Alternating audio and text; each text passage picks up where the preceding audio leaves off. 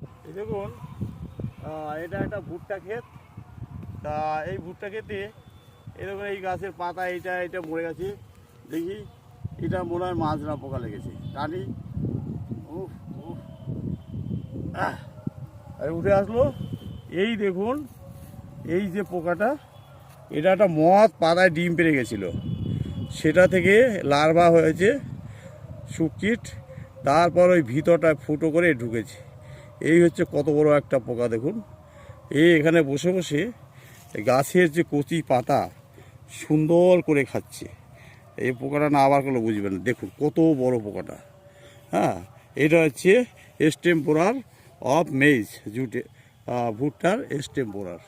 এইটাকে যদি আপনাকে নিয়ন্ত্রণ করতে হয়, তাহলে প্রথম হচ্ছে আমাদের প্রতি লিটার জলে 10,000 ppm নিম তেল 2 ml গুলে স্প্রে করতে পারেন।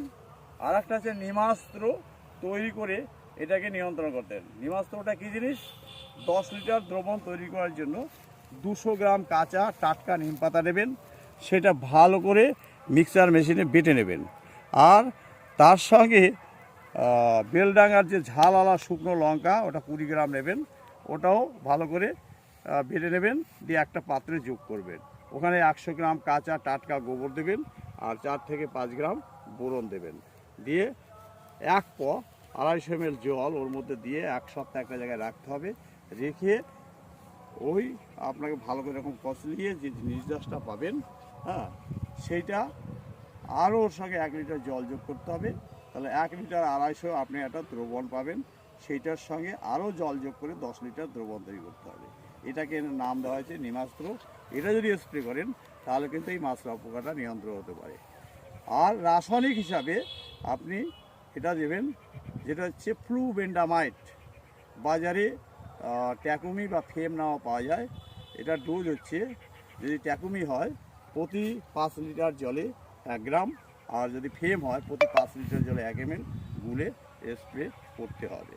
অথবা ক্লোরঅ্যান্টানেলিপ্রলি কোরাজের নামে বাজারে পাওয়া যায়, সেটাও প্রতি 5 লিটার জলে 1 ml গুলে স্প্রে করতে পারেন। অথবা টার্ট্রাপ হাইড্রোক্লোরাইড প্রতি লিটার জলে 1 গ্রাম গুলে স্প্রে করলে এই মাজরা পোকাটাকে মানে খেয়ে নিয়ে, এরপর যখন আপনার কম বেরোবে পুরুষ ফুল বা স্ত্রী ফুল, সেটা আপনার ওই গোড়া থেকে কেটে নেবে, তাহলে কিন্তু ফলনটা মার হবে। পূর্বস্থলী 1 নম্বর ব্লক মডেল ফার্ম, এখানে আমি সহ কৃষি অধিকর্তা ফার্ম হিসাবে 7 বছর আছি। নমস্কার, ভালো থাকবেন।